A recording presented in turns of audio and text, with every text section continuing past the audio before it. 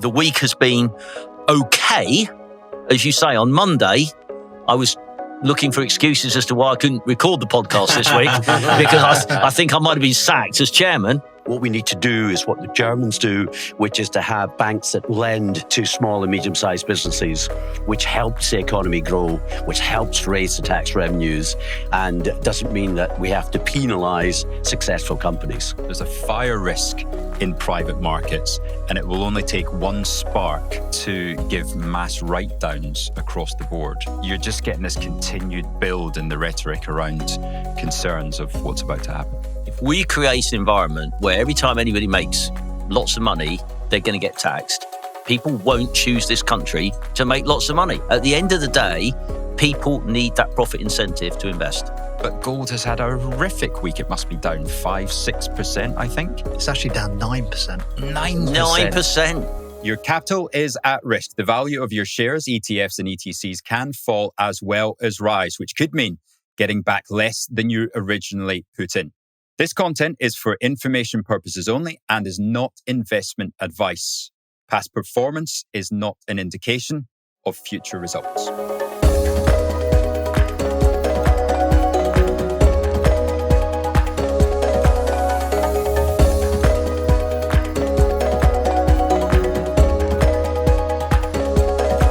Welcome to IG's award-winning podcast, The Art of Investing, with me, Rich McDonald, ex-hedge fund manager, now here to bring you the latest insights into the investing world each week.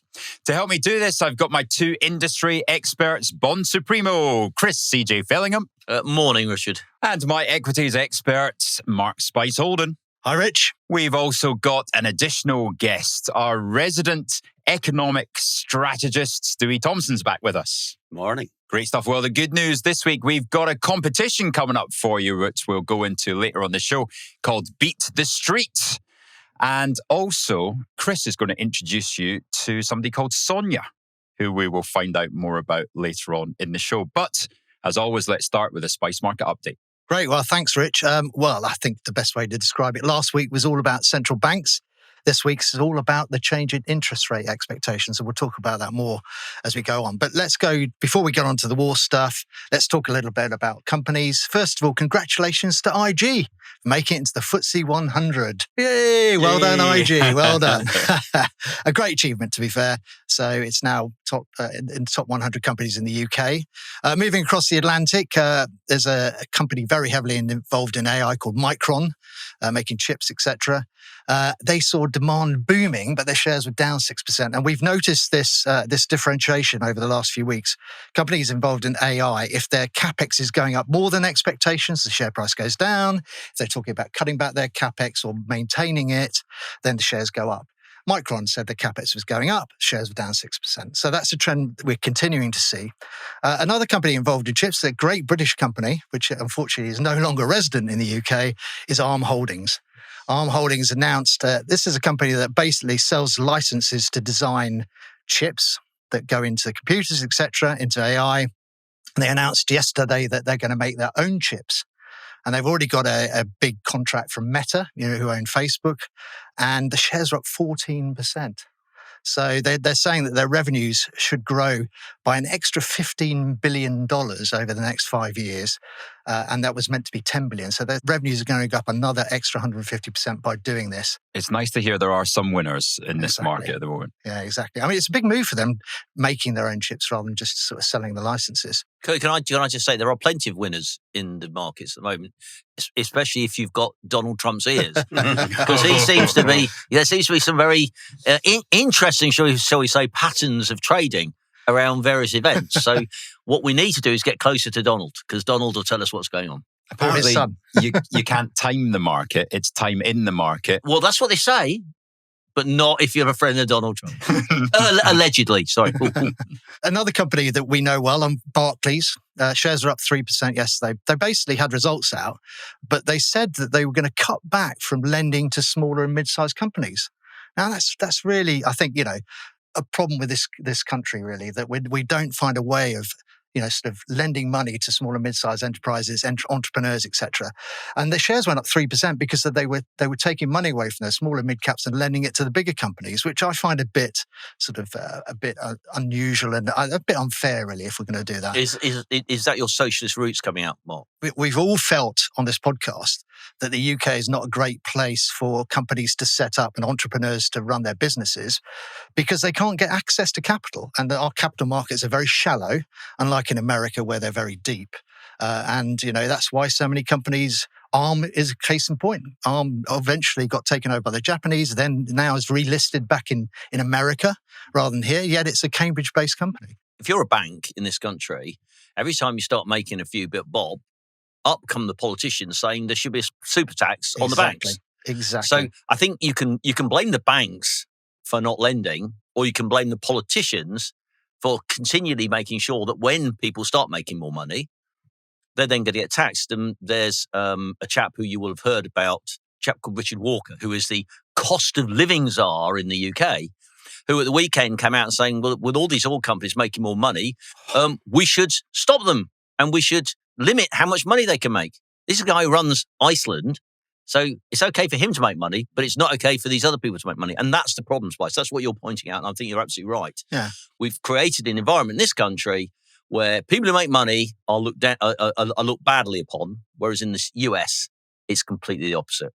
Yeah, I mean, things like the bank pulling back from lending to small and mid-sized companies is terrible. They're almost preparing for a recession. The trouble is, more of these companies that act like that, the more people believe that we're going to end up talking ourselves into blooming recession.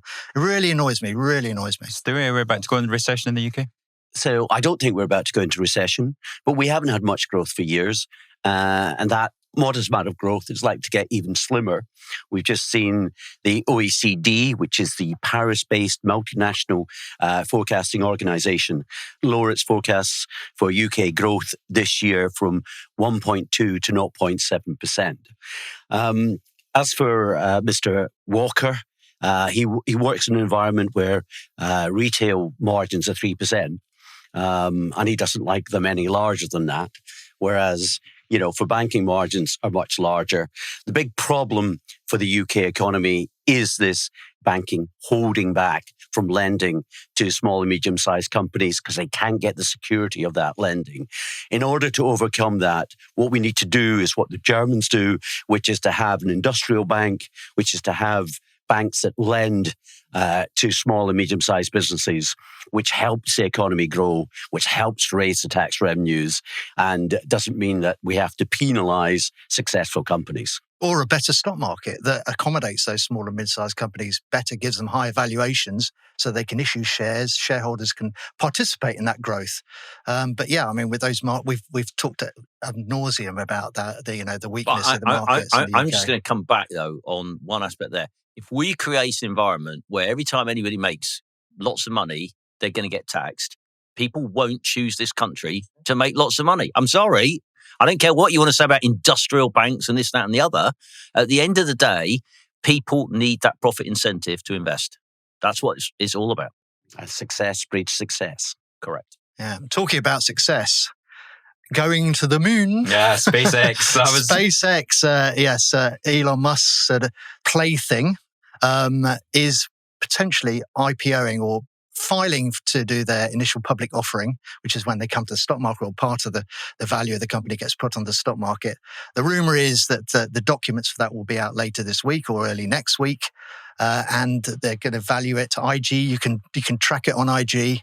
The indicative pricing is about $1.8 trillion to float, and they're planning to raise $75 billion, which is about 4% of the free float, which is still a huge amount of money and bigger than Saudi Aramco, which was the next biggest one to have floated in the recent past, and that was $29 billion that was raised from that. So we'll see. They're clearly not bearish about the markets or the market outlook.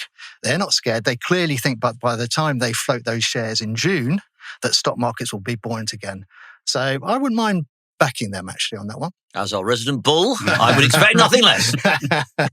Yeah, a place I'm not so keen on, which continues to get sort of battered, is the place obviously we've been talking about and highlighting that's had problems, is private equity and private credit. And the problems continue there. So there's 3 more big funds this week.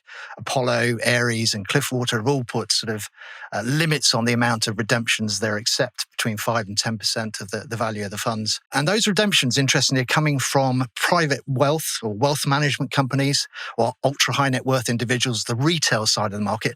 They're not seeing the big institutions take their money out yet, which is a good thing, because if the institutions suddenly ran for their door, we've talked about a lot of fat people trying to get through a very small door.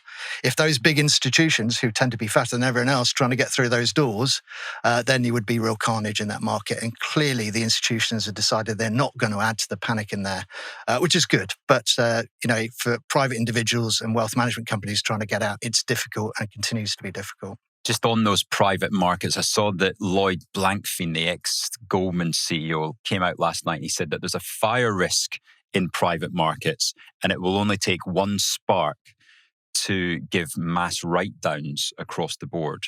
So you're just getting this continued build in the rhetoric around concerns of what's about to happen. Yeah. I mean, clearly that money has to go somewhere, and maybe it's going to cash, but it's not going into sort of longer dated bonds or to stock markets at the moment. So, I think for our listeners, remember, you heard it here first because we've been talking about this for some time. The macroeconomic environment at the moment is not good, and is getting worse for these types of investments because interest rates are staying higher than they would otherwise be. And we're going to talk a bit more about interest rates later, but we're not going to get as many rate cuts at the moment as people were expecting, which means people focus more on the fundamentals of those businesses. And by definition, the private debt and the private equity have gone to companies at a young stage of their lives when they're not as protected and their fundamentals aren't as positive as they have been. So, this is still not a good time. It's still too early to dip your toe into this stuff. Last week, we had a lot of central banks. You remember, after we recorded our podcast, the Federal Reserve in America had their meeting and they voted 11-1 in favor of no change in their rates, which was widely expected. One person voted for a rate cut, but there's still 11-1 in favor of no change. But interestingly, the actual sort of statement itself was quite what you call dovish. So it was quite interest rate friendly. But when they went to the press conference afterwards, Jay Powell, this is his penultimate sort of meeting. He's got one more before he sort of has to give up the chair of the Federal Reserve. Perhaps. Although he will stay in place until the new person is who's Kevin Walsh. Once he gets sort of anointed and comes in, Jay Powell will then step down, which he obviously has to do.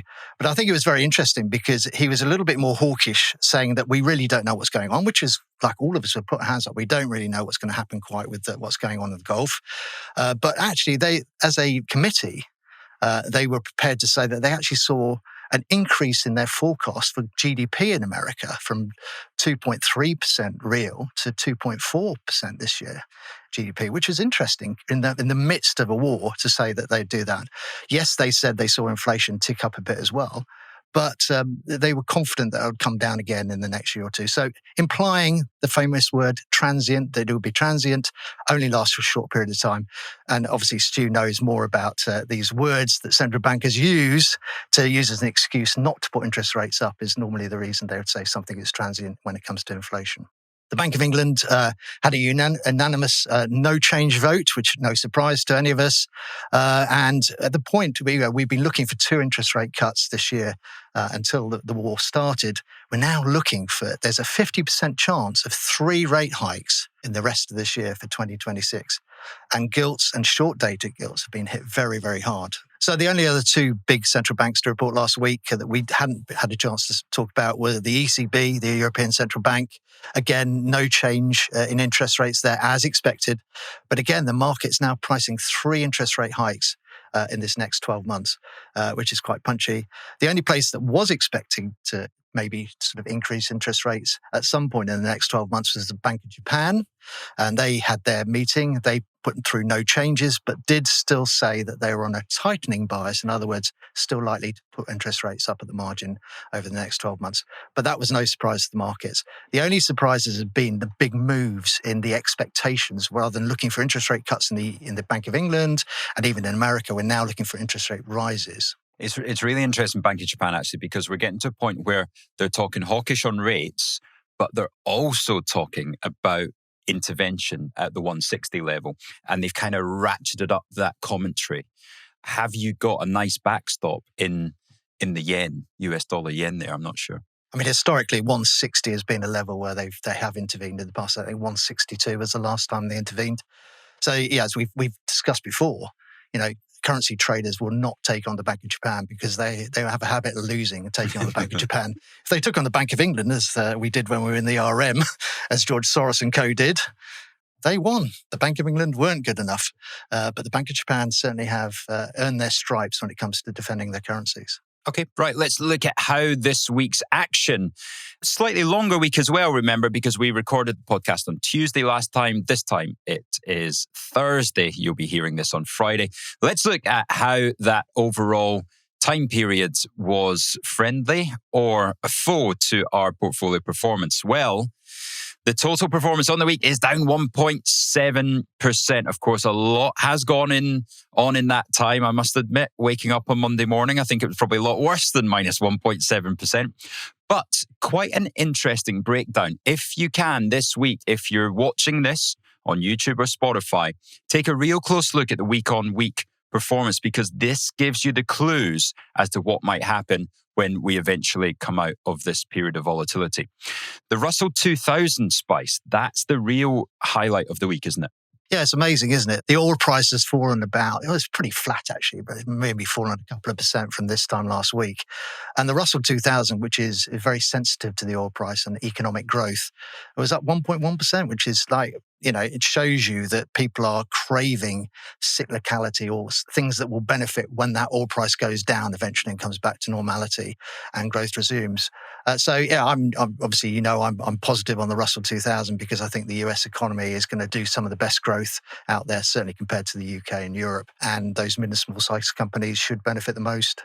And this week was interesting that I say that they were the best performer, particularly on the up days. If you just looked at it on the up days, they were outperforming like sort of 1.5% more than sort of perhaps some of the broader markets like the S&P. Yeah. Great. Then, of course, we get our small amount of interest. That's, annualized. Quite nice amount that you get on IG accounts there for uninvested cash. And then gilts, small loss on gilts. We're going to come on to that in a little bit. Small loss on the Treasury bonds. Kind of got away with it in the World Mining Trust, I think, down 0.7. That was a lot worse before the Trump Truth Socials. Yeah, I mean, when you look at those things up there, I mean, it's amazing performance by the Russell 2000. I think we've got to say that. If you look at something like the FTSE 250, which is small companies, down heavily, down 2.6%, and also being up 1.1. That's great performance. But remember that we've talked last couple of weeks about correlation and how markets, move together. They're well correlated. They move differently. They're negatively correlated. It's quite interesting that gilts and treasuries are both down as well. If we'd have been looking at a lot of the past, certainly the 2010s, 2020s, when equities went down, bonds went up.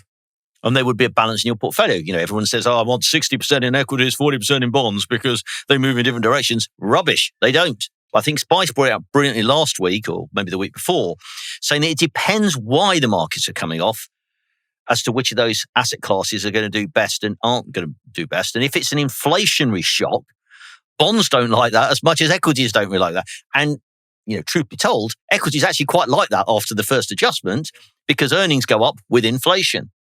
And so it's quite interesting how holding bonds for us has not stopped us having a negative performance. So I think that's worthwhile to draw out for people. If we look at the bottom end of our performance, we've got copper, which had a dire week. I wasn't expecting that particularly. It had held up pretty well. I suppose it was its turn to get nobbled, and that's what happened. Yeah. The VanEck crypto and blockchain, up and down and up and down and up and down. Actually, the price hasn't moved a lot over the last 4 or 5 weeks. It's sitting there. So actually stability isn't too bad overall. But then we've got India, and India's been very disappointing. We've had that since inception.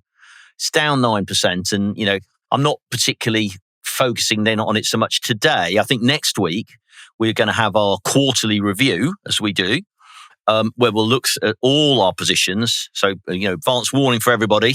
We'll be looking at all our positions, how they've done over the quarter. Are they meeting our expectations or not? I think we'll probably have an in-depth conversation on India because it's done so badly. But, overall, the week has been okay. As you say, on Monday, I was looking for excuses as to why I couldn't record the podcast this week because I think I might have been sacked as chairman. Fortunately, Donald took my call. Yes. I said to him, for heaven's sake, tell us there's a bit of peace coming. He said, okay, Chris, for you, I'll let you get your positions on first, make a couple of billion in the oil price, and there we go. That's why I sit here and help you guys. I tell you one thing that we're lucky we aren't in this week, and that's gold. And that adds to your comment about correlations, because like you say, your get out of jail free cards in most situations would be gilts and treasuries, or in a situation of war, your get out of jail free card would be gold. But gold has had a horrific week. It must be down 5-6%, I think. It's actually down 9%. 9%. 9%. And silver's down 10%. So it's going in line with silver. So because of this inflationary aspect to this war and the real risk that we're seeing of $120, $130 a barrel oil, runaway inflation, then that hits everything, doesn't it? As you know, I've been quite negative on especially silver and on gold since the bubble price action we saw. But I haven't got enough guts to recommend shorting these things. Gold has fallen by 25% from its highs. It got down to $4,100, which was where it was in November. Silver has fallen 50% from its highs, from $120 to $60. And I think what that shows me is these things got in a bubble. And no matter what the fundamentals are, when a bubble bursts, it comes off. Now, I think you could argue here, personally, interested to hear your thoughts because you are the commodity gurus. Oh. To me, you could argue gold's got some value here, in the sense it's come back quite a long way. We've got the war stuff going on. We've got some uncertainty. Silver, I think, is a busted flush as far as I'm concerned. I'm no interest in silver at all. But gold might be different. Gold never got so exponential as silver. So you could claim gold was finishing a bull run and is now settled down for a bit before at some stage going again. So what are your thoughts on gold and silver? Is it time to be thinking about it too early? Or, well, not silver, but gold? Well, I think, and actually we probably bring Stu into the conversation here because I think gold, a lot of people now are talking about whether we're going into a period, maybe outside of the US, but certainly in many countries, of what's called stagflation. So you get a bit of inflation back, but growth is minimal, if at all. Maybe not recession, but you're just chugging along the bottom, which, the OECD has said the UK's growth going to be 0.7%. To me, that's flat. That's not doing anything. Whereas the US is going to be 2.5% real or whatever it's going to be. But if you get inflation of 4%, which is the OECD's estimate of where inflation should be as well, that's what you call stagflation. No growth, inflation. Now, ordinarily in the past, that would be quite good for gold because gold is considered a bit of an inflation hedge. And it doesn't really need growth to add value to it, like shares need a bit of growth to sort of get higher earnings, so the higher share prices. So gold could be actually something that does quite well, I think, in the next sort of 6 months, 12 months, until we get through this period of the higher oil prices washing out and the inflation side coming through. But Stu, do you think, we're going into a stagflation environment or? Well, this is all about the war and how long the war lasts. So the OECD is running a model on the global economy.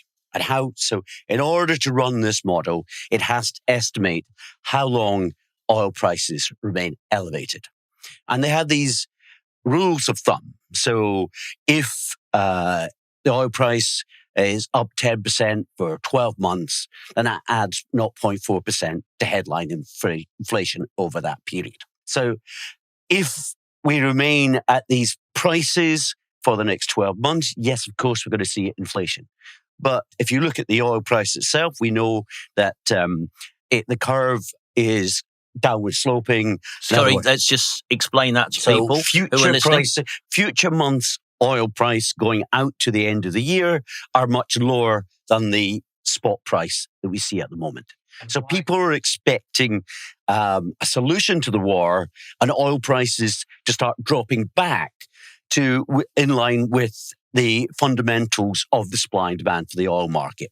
So much of these forecasts are basically guesses on how long oil prices remain elevated. The current oil price of Brent is $100 a barrel. And if you were to enter into a contract now to deal in oil in December, you could do that deal at $80. So the fact that it's $100 now and $80 in the future means there's optimism that over this period, the situation will alleviate itself to some degree. Is that what you're saying? Yes, in simple Scots terms. Well, what about Welsh? Ye old Scots. And that's, of course, because markets are smart, right? They know that by October, November, we're going to have found a solution that oil will be getting through the strait, and therefore that if I enter into an agreement in 9 months' time, it's a very different price from having to get a barrel of oil delivered to my front doorstep in 3 weeks' time. And then it's about the economic fundamentals of the economy at that time of year. So, you've got very little growth in the UK, you've got very little growth in Europe, maybe a bit of pickup in Germany given their big fiscal boost. But the real growth is in America with the AI build out, with Trump's big, beautiful bill, pushing growth, as the Fed said, picking up towards 2.4%. That's where the risks to inflation ex-war lie in the States. See, just to add to what Spice was saying on gold there, of course, gold operates on monetary expansion as well. And, are we in this sort of runaway de-dollarization and the expansion of the money supply? So when we get tightening, and that tightening has been seen in these interest rate expectations, then the tightening causes a negative push down on the gold price. And that's what I don't think any of us believe, that interest rates are going up over the medium term. And therefore, as interest rate expectations come back down, then gold will go back to exactly where it was. Yeah, I suppose the question for me, gold and silver have been such great investments over the last 9 months. Have they been great investments because people have been expecting Trump and what he might do to the global order, and therefore they wanted to buy gold then? And now that he's actually doing it, as Mark has said before, better to travel than to arrive. Buy the rumor, sell the fact. Now we've actually got him doing things. Has that really meant there's no new buyers? Because if you wanted to buy it, you bought it already. I think gold has got a much better story than silver. The question is, are we out of the woods yet with these interest rates? And that really brings me on, if we can, to another question for Stu, which is, this crisis has been going on for 4 weeks. Has enough damage been done to the global economy already for you to change your overall outlook for this year and next year, Stu, for growth, inflation, and interest rates? Or is it still too early?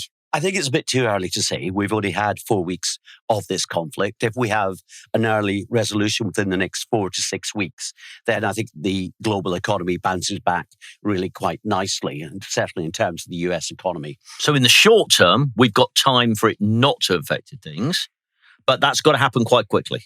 Absolutely. And when you say it's got to happen quite quickly, do you mean oil has got to drop back down to $70 and not sit here at 90 because of the uncertainty? Yes, we have to have a quick resolution to this conflict.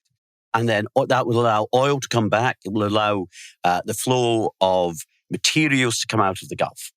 But more importantly, it doesn't have a lasting impact on consumer expectations. All of this uncertainty, we're seeing greater geopolitical volatility coming through, Trump being the lead player in this volatility. That tends to increase consumers' concerns, precautionary savings. And particularly in America, where we haven't seen a big rise in savings, Historically, going back in time, after every major pandemic, we've seen a rise in savings. So that rise in savings has been in the UK, it's been in Europe, it's been much of the rest of the world, but not in the US because there was so much fiscal expansion going on. But now we're starting to see at the edges some increased consumer concern. And I would expect to see over the next 12 to 18 months to see those savings rates start to rise. So that means less consumer spending. In which scenario, or in all scenarios? This is in all scenarios. Okay. And I think while what's gone on at the moment hasn't really influenced my view of US growth in the remainder of the year, I am starting to lower my expectations for next year. We will still see the AI build out, but two things will change. One, this increased concerns, increased precautionary savings will constrain the consumer. And the second thing is that more likely Trump will lose the midterms. He will lose his ability to add more to fiscal policy. And that is really important because fiscal policy works on a flow basis. The big, beautiful bill. The big, beautiful bill will not be replicated. Hallelujah. The big, beautiful bill will not be replicated next year. And that means a big constraint, a big drag on the US economy. Now, that doesn't mean recession next year for the US. It means the US economy comes back down to earth, back down to the mediocre growth rates that we see in the UK, that we see in Europe. Wow. Now, I'm that glad you and Spice are sitting apart because I sense the daggers are flying through the air at you at the moment. So I'm going to let you just breathe for a minute and say, Spice, what do you want to say about that? I think, we've had ex-colleagues of ours, Francis Donald, talk about the K-shaped economy and the fact that obviously consumer spending is held up because 90% of consumer spending is coming from the top 5% of earners in the US and savers. Therefore, I would argue with you, Stu, that perhaps the damage to US consumer spending is not going to be as great as you think. Therefore, I remain bullish on the outlook for US growth relative to other countries. And I think it is unique to the US that you've got this K-shaped sort of economy really going on. I grant you in the UK and places like that, a higher oil price for longer could hurt. But I mean, I was just looking at the price. I've got a petrol station at the bottom of my road. It's £1.50 a litre now, right? And it was £1.43 before the crisis. But if I drive down the motorway to Wales, as I do very regularly, and you pop into the service station in Lee Delamere or Membry, it's going to cost you £1.60 before this. So, we try and avoid those stations as we do. But I'm saying that, what we're seeing, the pass-through from that oil price spike so far hasn't been material in the UK. Now, I agree with you. If it persists for longer, then it could impact. If we saw oil prices petrol prices going back to £2 a litre, which we saw when obviously Russia invaded Ukraine, then obviously people would sort of hold back and sort of restrain themselves. See, Spice has done the classic politic, distraction strategy. He started off talking about the US and then suddenly goes back to talk about the UK. We were talking about the US and its growth. Now, one of the things that works against you is exactly the point you're just making, because now the oil price in the States has gone from $2.50 a gallon to over $4.50. Now, that's going to be a problem. So that probably does support a little bit of discretionary saving coming in. Now, Rich, you want to say something? Sorry, what decade do you guys live in? Nobody saves anymore. So well, they do, mate. US youngsters in their 20s and 30s are all about spending. Spending everything you've got. If you don't have money to spend, you get credit, right? There's no savings anymore. It's completely What's gone. happened to people's education? What's happened to your education? If people have any extra money, it goes into the stock market. Gentlemen, let's look at the statistics here. Yeah. Never let the statistics get in the way of a good story. That's what I say. The facts. And the UK personal savings rate has gone up to 13%. Yeah, it's huge here. I'm talking about Americans. And so you look at that, that was from around 5%. And this is the reason why we've got a much narrower current account deficit these days. America, which has a very low savings ratio, that massive budget deficit, of course, its trade and current account deficits are widening. But, even with tariffs? Yeah, even with tariffs. But, it's a savings investment imbalance there. And we haven't seen this rise in savings in the States despite the fact that history tells us we should be seeing a rise in savings after the pandemic. We think it's been delayed because of the fiscal policy, because of the growth in employment. But now we're starting to see some cracks in the employment growth. We're starting to see some concerns. We're seeing much greater geopolitical volatility. So people are becoming more concerned, taking out more precautionary savings. And I think that will show through, even in America, over the next year. And looking at the consumer confidence numbers, which break down by income groups, even the top income groups are showing a bit more caution because of this volatility. They're trading down from a Ferrari to a Porsche. Obviously. We're not talking about you, CJ. Wow. Okay, quick question. Do you invest in your child's future? IG have just launched their new junior ISA account. And right now, if you open a new account, make your first investment of just £50 or more, IG will match it, dropping a £50 bonus straight into your child's junior ISA. Use the code JISA Podcast at sign up. That's JISAPODCAST and get the offer before it closes on the 5th of April. An easy way to start investing in your child's future. Give them a head start. Sign up today. Your Capital at Risk new customers only offer is valid to the 5th of April 2026 on JISA accounts. Terms and conditions apply.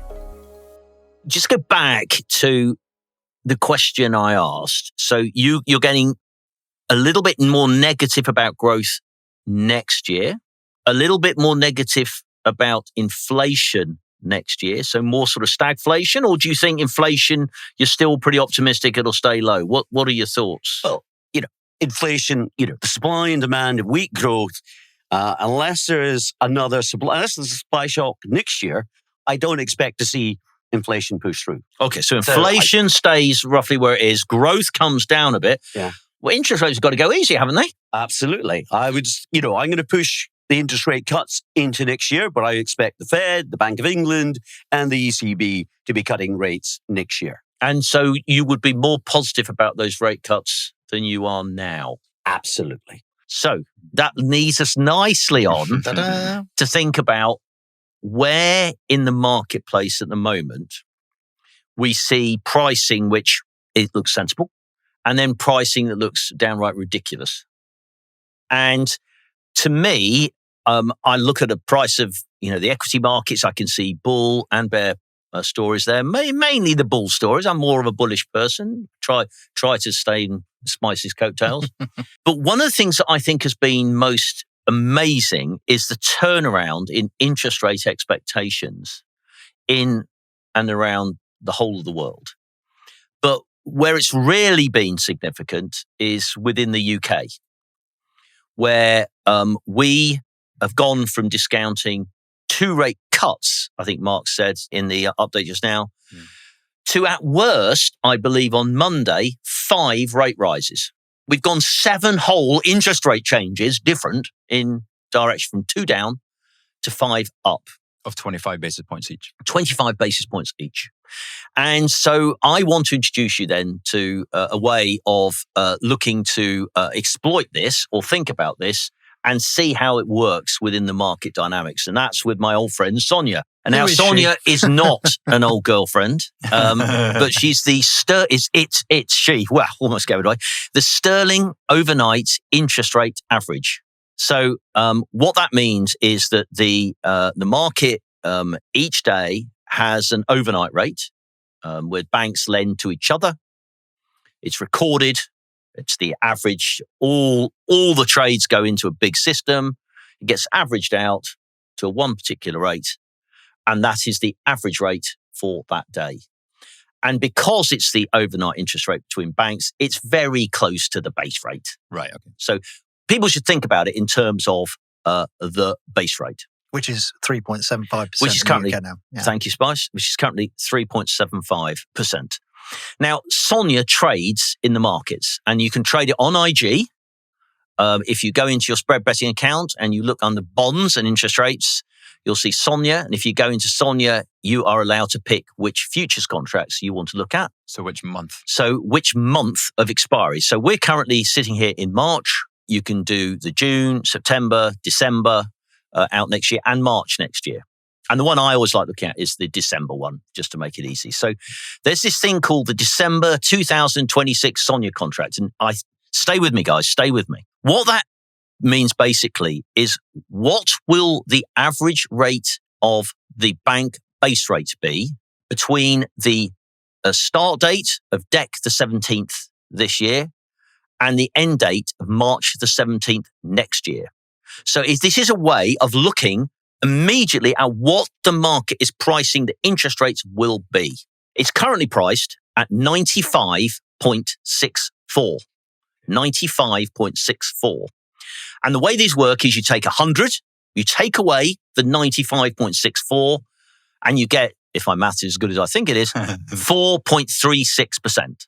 Hey. So when I was looking at this, the market was saying the average interest rate between December 17, 26 and March 17, 2027 would be 4.36%. In other words, I could go to my bank, put the money away, and that's the average rate I would get over that period. Currently, base rates are 3.75%. Before the crisis, this December Sonia rate was trading at 96.8. So 100 minus 96.8 is 3.2. Wow. So there you see the difference between 3.7 and 3.2, 2 interest rate cuts of 25 basis points each was what was being priced in. Why was it pricing that in? The view was that inflation was well behaved, the economy was sluggish, the Labour government want more economic growth, and therefore rates would be cut. Good for mortgages, good for the for spenders, not great for savers. Mm-hmm. On Monday this week, at the depth of despair on Monday morning, when the markets were destroying themselves, this December Sonia rate was trading at 95.2. Now, 100 minus 95.2 gives us 4.75%. Which was almost where rates peaked, I think. It's where rates peaked, but we've gone from saying we're going to get 2 interest rate cuts to now 4, and it got actually a bit lower than that, so it got to almost 5 rate rises. In a weak economy. In a weak economy. Now, I think there's a technical word for that, which is garbage. And that's not just my explanation. That's, to me, as a bond investor, and remember, I spent my life trading in bonds, there are times when things look too good to be true, and this is one of those to me. And this is why I say, if oil goes up sharply, let's say this weekend, Donald says, spoofed you, no peace, we're sending the troops in, the oil price is going to roar up, let's say $150, there's going to be missiles flying everywhere, it's going to be a nightmare. If the Bank of England are going to respond to that and put rates up, I can understand that to keep inflation down. On an economy that's already weak, and now the cost of energy has gone up even more, so the economy's going to be even weaker, to then think we're going to raise rates by the end of the year 4 times is ridiculous. So that's why you can do different months, because June rates might go up, but then you think by December they come off again. Correct. And thanks for calling me out there. Well, what I'm really saying is I can see why they might go up in the very short term. The reason they're going up is the foundation for why they're going to have to be slashed afterwards. So to me, short term, they might go higher. Longer term, the market's going to get more and more optimistic. The rates are going to have to be cut really aggressively. Then this is where the UK and Europe have their hands tied as central bankers, because they have this inflation target, and it's only the inflation target. The Americans, that we've talked about many times before, have this dual mandate. They look at the impacts on unemployment. They look at the impacts on growth of the economy. And yes, if the oil price goes up, that might get higher unemployment, might get a slower economy. Yes, you might get higher inflation, but they can balance that. So the Americans won't be, the American market is not looking for 2 or 3 interest rate rises by the end of the year. That the hot money now is on no changes by the end of the year. 58% chance of that happening.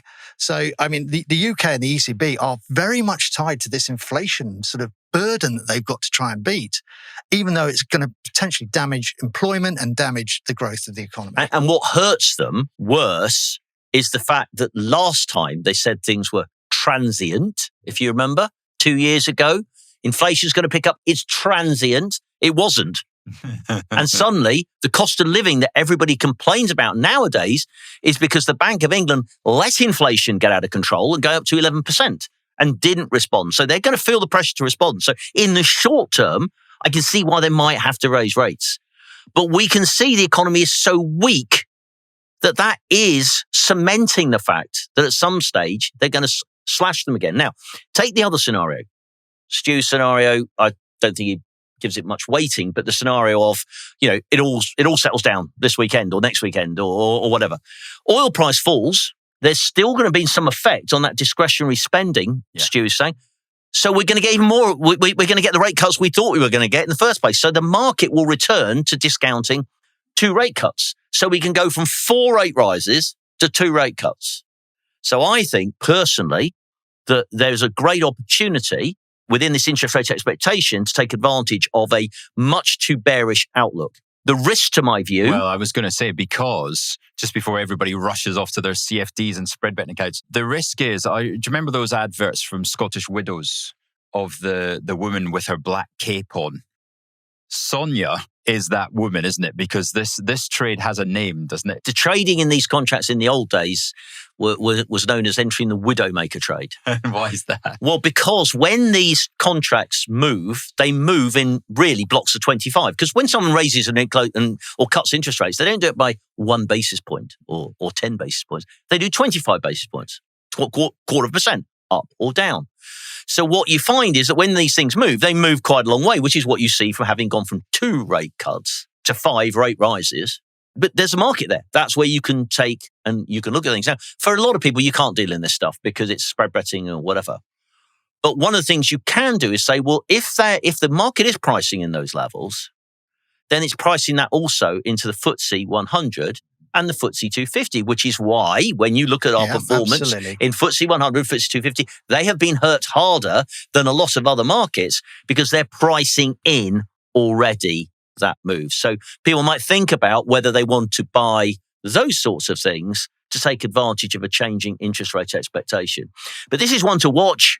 I just wanted to show people how you can use the market to be clear what's priced in and what isn't priced in. What's priced in now is 2 to 3 rate rises, having been up to 4 or 5 when we were pricing in 2 rate cuts. And I think that's wrong and that's garbage. And you're about to say the risks? So the risks, to my view, is essentially that Donald says, right, well, we're going to have another 1 month or 2 or 3 months or 4 months of peace talks.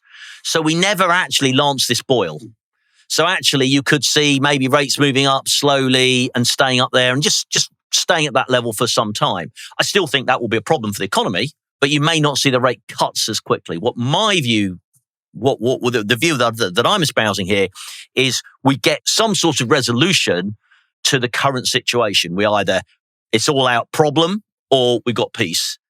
Both ways, I think you could see that contract move quite sharply in price. I think the sad thing is, it has that move in Sonia to building in 3 interest rate rises by the end of the year has already impacted the mortgage market. So mortgage rates in the UK have been creeping up over the last week. They've gone up. I think some of them now, the average 2-year fix is now at 5%. So today, I read this morning, 2-year fixed is now higher than 5-year fixed. The 2 years at 5.55, the 5 years are like 5.50. Yeah. But we're talking high rates here. When I think I'm right in saying literally a month ago, the fixes were down at the 4.75, the 4.5 level, 4.25 level. 4.25. My daughter, well done, Megan, has managed to get HSBC to do a 2-year fixed at 4.2, I think it is. So yeah, it's moved nearly 1% in the last week. So this is going to affect the economy. It's going to affect the economy, and that's why I'm optimistic the rates will be lower over the longer term. This would be an orphan rate hike, a one-off designed to show credibility of the central bank. And that's really, it's not about the economy, it's about the central bank. Because if the central bank is secure in its own credibility, it doesn't need to change policy. There was a great Mervyn King, a former governor of the Bank of England. He described it as the Maradona policy. And Rich will remember that wonderful moment when Maradona scored against England. with his hand. No, this was the goal before the hand of God. One of the best goals This ever. is where Maradona drove straight towards the England goal, and the English players milled around either side of him. And so what Mervyn King meant by this is let the markets move, let Sonia move, let the banks move their mortgage rates so that there is a signal to the economy, but the central bank doesn't need to raise interest rates. It doesn't need to have that, what we would call a dovish hike, because that's about as useful as a chocolate teapot. It doesn't need to happen. The interest rate hikes, they have their impact on the economy over a period of 4 to 6 quarters.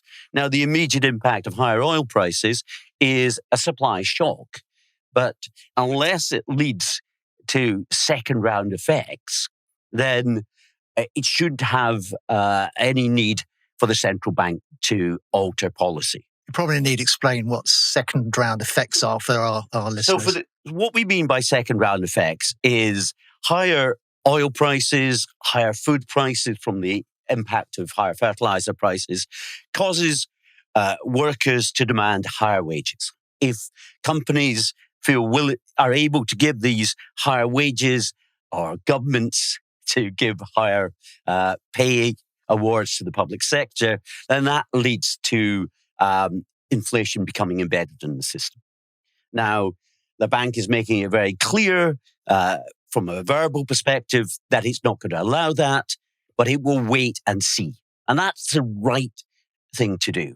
And so play the Maradona, let the markets give signals about interest rate risks, and that will change people's behavior, and that prevents the secondary impact and allows inflation to settle down after we see the peace declared.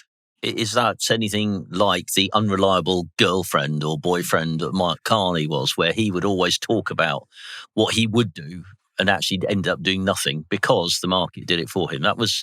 Isn't that a bit discredited now as an attitude of central bankers? I think it's the right attitude. There may well be some people that don't misunderstand economics and call him an unreliable boyfriend, but actually, Mark Carney was a very good economist. And a very I good can't Prime believe Minister. it's a bit late in the podcast for us to get into this one, because this could go on for a lot. So I'm going to stop that conversation about it there. But it just seems to me that interest rate expectations have got a bit silly, and that's priced into securities now. Right, time for something a little bit lighter. How do you guys fancy a bit of a quiz? So IG have just launched a new competition. It's a financial markets quiz that everybody can take part in each week. So you don't need a trading account. You don't need to put any money in, Chris. And it's completely free to enter, whether you're somebody who follows markets religiously or you're still getting to grips with how it all works. It's designed to test your knowledge and your instincts and teach you something new each week. So an opportunity and a potential reward for doing it. You get 6 questions. Takes about 5 minutes to fill in. So I'm just going to... Sorry, you have to write a minute answer to each one. No, it's multiple choice, even better for you. But it takes you a minute to pick A, B, C, D or E. That does seem like a long time. It's obviously to come up with the right answers. All right, okay. Now, there's 6 questions, but there's also a bonus question. All right. You can win a share of £1,000 of Amazon vouchers if you get the questions right. But also, if you get the bonus question right, you can win up to 10,000 or a share of £10,000.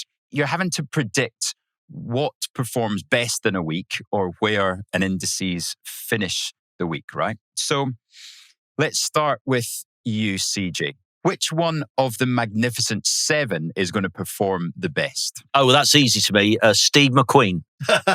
Oh, you don't mean the Magnificent 7 film? Oh, no. Sorry, mate. Sorry. Oh, no, that's tough. So can I say any questions on stock-specific nature, do not ask me? Because I don't do that sort of thing. Which country is going to perform best between this Friday and next Friday's close? The US. Right. Go for the US. Stu, Which UK bank will perform the best between this Friday and next Friday? Well, NatWest. Right, we'll go for NatWest. And then Spice, Magnificent Seven will go to you. Oh, right. Okay. Which one of the Magnificent Seven will perform the best? Meta, Right.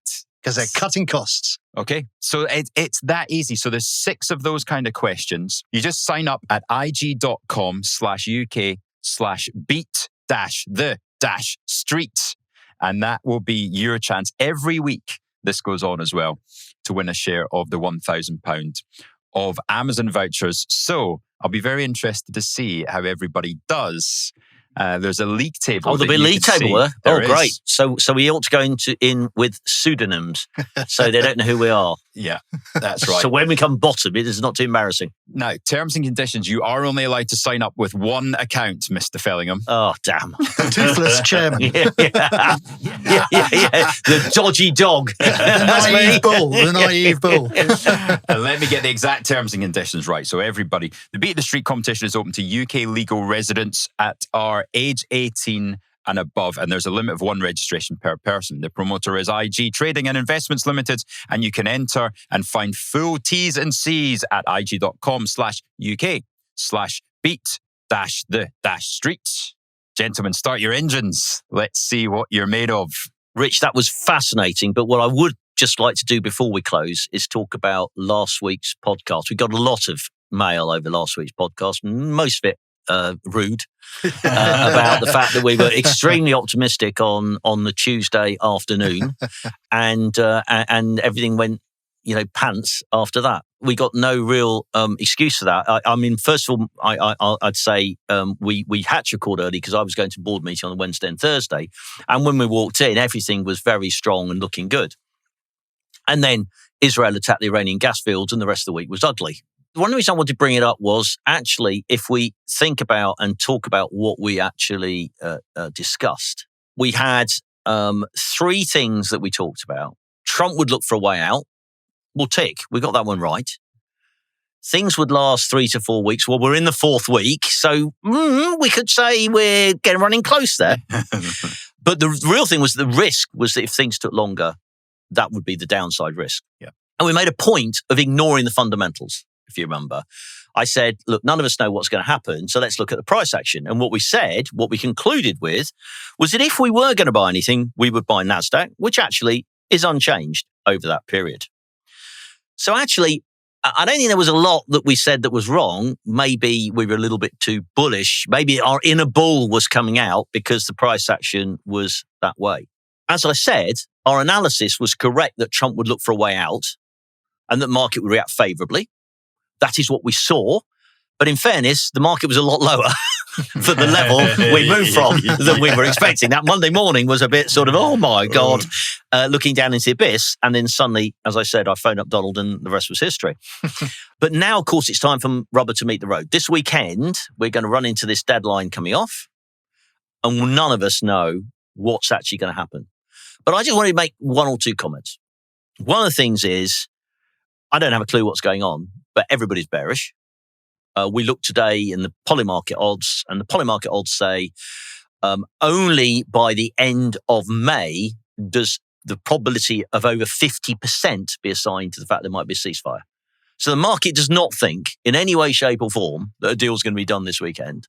Everybody is, whenever I listen to a macro trader or I listen to somebody on oil, they all think oil's going to roar up to $150, that this is the end of the world, it's all going to be a disaster, blah, blah, blah, blah, blah. And so to me, I'm afraid I'm going to stick with a more bullish outlook and look at the way the market's trading. The market is down. Most stock markets are down 6-7% from the highs, but that's actually broadly unchanged for a lot of them for this year. In fact, I believe FTSE's, as of last night's close, was up 2.5% for this year still. So I'm still of the more optimistic side. But I say to people listening, because I know this is a difficult time for everybody to work out what they should do. I had various members of my family ring me up on Saturday morning saying, what the hell should we do? Should we sell everything? And I'm thinking, oh, great, that's all I need. That's all I need. And we've had lots of that sort of stuff. So let's remember a few things. The first one, it's important to remember when investing in the markets, the statistics we used right at the start, which is that equities over the long term give a real return of around 4%. So that's a return over inflation of 4%. And that's over many crises and many problems if you hold them for the long term. And so unless you've got something, some really strong feeling, unless you've got some insight, unless you're on Donald's insider dealing list, you're probably better off to sit and hold the positions you have and go and do something else. Look at these tomatoes in the greenhouse, go for a walk, whatever. Some JP Morgan research. Staying invested is the best strategy. If you missed the 10 best days for the stock market in the past 20 years, this is typically about the S&P. If you missed the 10 best days in the last 20 years, you would cut your return in half. What that's basically saying is if you haven't got an insight, stay with it. Now, there's problems with that. There's a problem with that calculation.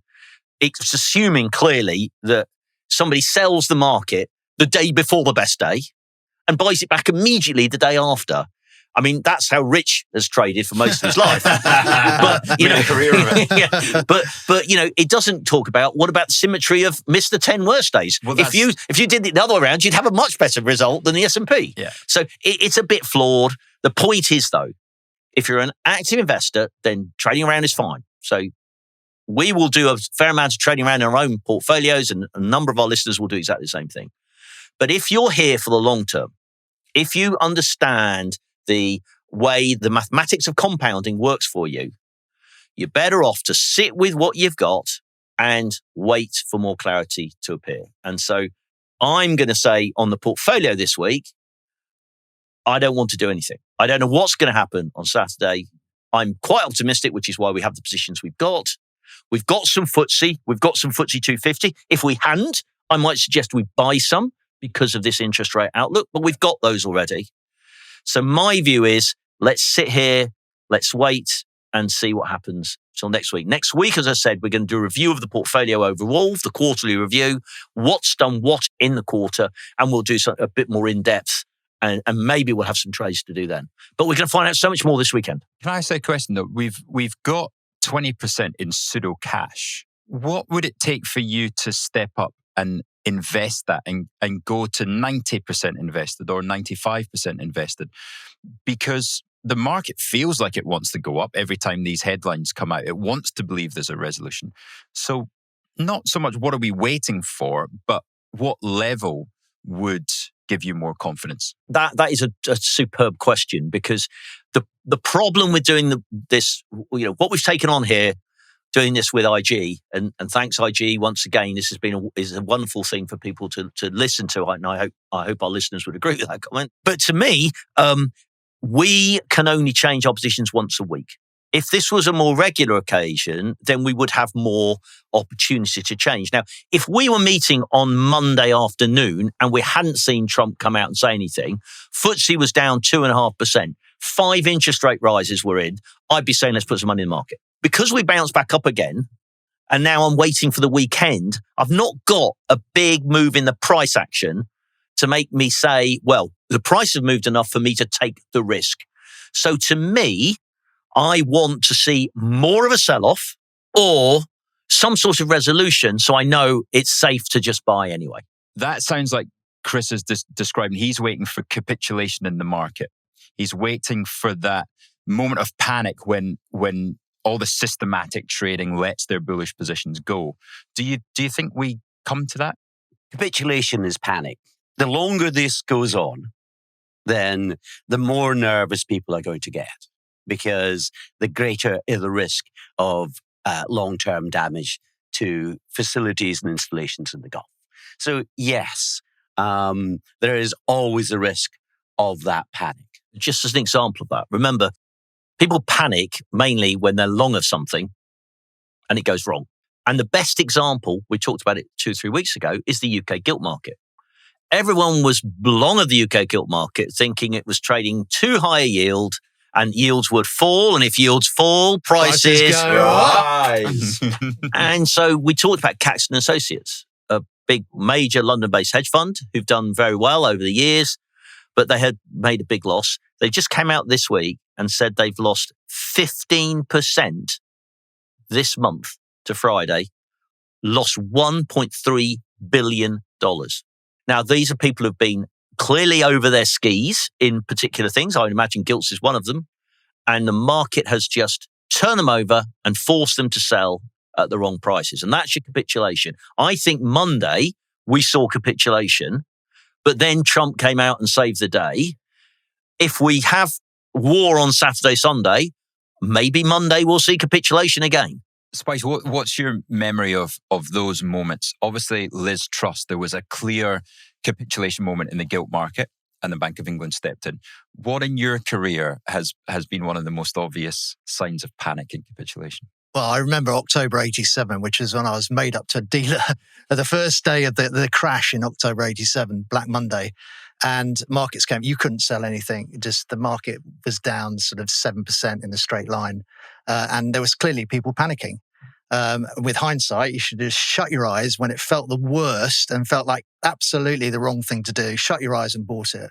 Because it's a bit like Liberation Day, more recently, where you basically had Trump come out, everyone go, oh my God, he's putting 50% tariffs on China, he's putting 20% tariffs on everyone else, the world's going to end. Stock market fell 20%. Remember, we haven't even had a correction yet in the S&P.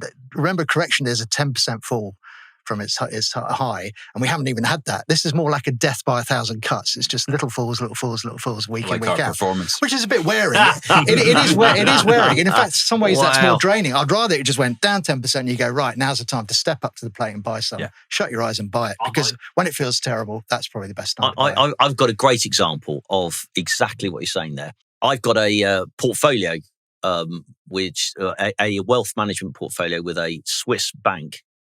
And when we went into the financial crisis in 2008, Mark had been telling me for some time that, banks are in real trouble. They're going to come off. And of course, I just said, well, I've got a few banks in my portfolio. We'll just leave it. Big mistake. But hey, that's life. I remember NatWest, was it RBS at that time? RBS, yeah. RBS priced at something like 12 pence. And my banker coming on to me and saying, we're really bearish. You've got to sell it now. You've got to sell it. It's fallen from 40 quid to 10 pence. And that was the bottom. I didn't sell it. And now it's gone well back up. And that's great. But there was a typical example of the price action forcing people to just recommend you do stupid things which make no sense. And that's what capitulation is. Capitulation is, I can't take the pain anymore. I've got to get out. And always when you see capitulation, or euphoria. Remember, a bubble is euphoria. That's what happened with silver. Yeah. It's always right to go the other way, which is why on Monday, sitting there, it felt like capitulation, right? Some people may have bought some things. Some people may not have bought things, but, it felt like capitulation. And then suddenly Donald Trump comes out. Yeah. So you made a lot of money on that if you did that. Now it's a question of wait for that capitulation again to put that 20% into the market. Right, we're talking about being in a lot of pain. That's probably where everybody is after listening to us for over an hour. So I think it's time to sign off. Stu Thompson, thank you very much for joining us once again. My pleasure. And if you do have questions to write in after giving us the like down below, after subscribing to the channel, please email us at theartofinvesting@ig.com. Good luck and fingers crossed for some capitulation. And then it will be a very interesting podcast next week. Have a good week.